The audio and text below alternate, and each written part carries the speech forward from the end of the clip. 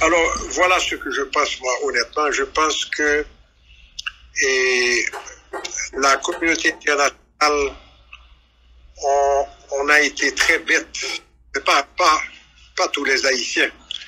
Et certains des Haïtiens qui ont dit qu'on ne veut pas de l'intervention étrangère et une solution haïtienne, je crois que c'est très stupide. Pourquoi? Parce que, premièrement, il fallait jamais dire qu'on veut d'une solution haïtienne parce que les Haïtiens, c'est clair que nous avons la plus grande part de responsabilité dans ce qui est arrivé actuellement en Haïti. Mais les étrangers aussi ont leur part de responsabilité parce que le pays était sous occupation devant leurs yeux quand ça s'est produit. C'est pas une chose qui a été faite en dehors d'eux. Donc ils ont vécu tout ce qu'on a vécu et ils étaient, comme on peut dire en anglais, les coachs de nos différents gouvernements. Donc, pour moi, ce que je dis fréquemment, c'est que le problème a été créé par les Haïtiens et par les étrangers. Ce sont les deux qui doivent le résoudre. Maintenant, quand vous dites à l'étranger que c'est un problème haïtien, qu'on veut que ça soit résolu par les Haïtiens, il est très content. Maintenant, il devient Ponce Pilate, il vous dit de vous débrouiller. Et vous êtes incapable de vous débrouiller pour deux raisons.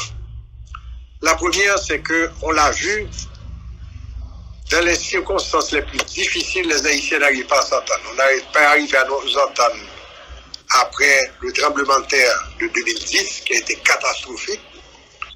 On n'est pas arrivé à nous entendre après la mort du président Jovenel Moïse, parce que même si quelqu'un n'était pas du côté du président Moïse, moi, ça m'a beaucoup choqué de savoir que on est venu le tuer chez lui et avec des commandeurs étrangers, etc. Ça m'a profondément dérangé.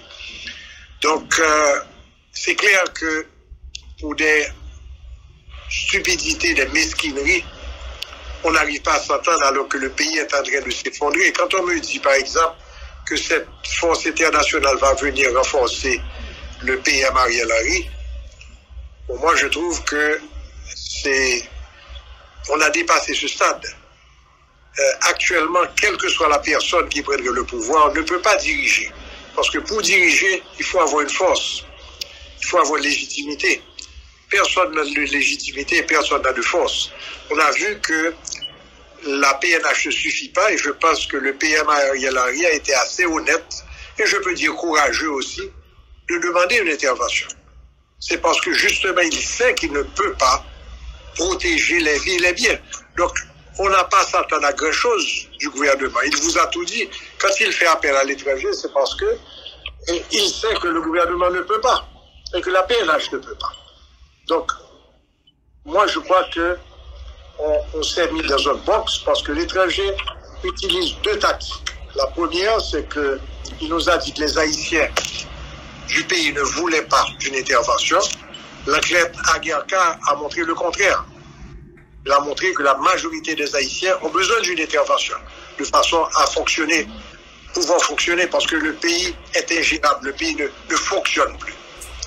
Maintenant, la deuxième chose, comme ils ont vu ça, ils nous disent maintenant que nos partis politiques ne veulent pas d'une intervention, ne sont pas d'accord. Donc, c'est ça qu'ils utilisent. Et je trouve malheureux que sur un sujet aussi crucial que l'insécurité, qu'on ne puisse pas établir une plateforme commune pour avoir une vision commune et régler ça. Il est évident, personne ne souhaiterait qu'il y ait une intervention. Personne, aucun Haïtien. Mais entre le choix de mourir à petit feu et à grand feu, parce que ça arrive à chacun de nous, moi, je peux vous dire qu'on a perdu déjà plus de 112 employés parmi les meilleurs et ça continue avec l'exode avec Biden. Ça continue. Okay. Et je ne peux pas leur faire tort. Maintenant, toute cette mascarade que fait le Canada, je trouve que c'est vraiment très malheureux. C'est un pays que je respecte, c'est un pays que j'aime, mais je trouve que le gouvernement canadien, à qui on a donné une patate chaude, aurait dû dire, écoutez, j'ai pas l'expérience de combattre les bandes armées. j'ai l'expérience de la guerre, et c'est une chose qui devrait aller à d'autres pays. Mais cette affaire de nous avoir un avion, des bateaux, etc., je trouve que c'est tout à fait ridicule. Et au fond, ce que moi je vois que l'international attend que la situation pourrisse au point que tout le monde sera à terre, où il y aura un carnage. Et à ce moment-là, ils ne viendront pas uniquement pour fournir une sécurité au pays, ils viendront occuper le pays. Ce que aucun Haïtien ne voulait pas. Donc, moi, je pense qu'il faut être honnête. On a échoué. Allons l'avouer. Nous sommes tous coupables. L'étranger aussi. Et l'étranger doit nous aider. Il ne peut plus se laver les mains en forme de poisson. Donc, en gros, je t'ai dit un petit peu ce qui me dira. J'ai l'autre chose aussi. Quand ils l'ont dit, renforcer la PNH, c'est un peu une blague parce que, dis-moi, tu es journaliste. Donne-moi l'exemple d'un seul pays où la police a pu combattre des bonnes armées. C'est toujours une armée bien équipée et bien entraînée qui le fait. Or, pour des raisons que je ne comprends pas, on refuse d'organiser notre armée.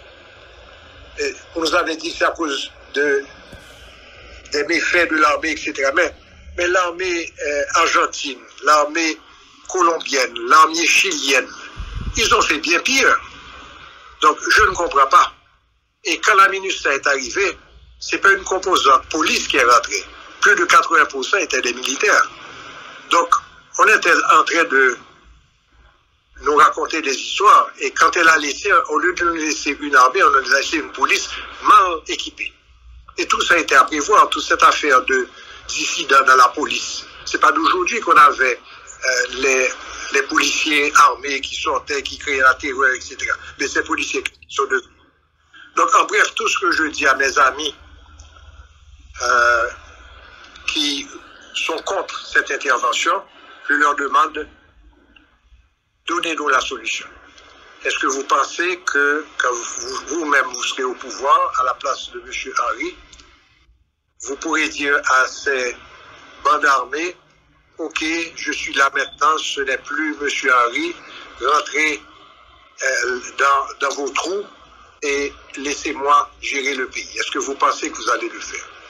Donc voilà un peu ma position et je pense qu'on est en train de tuer ce pays. Merci, docteur Papa.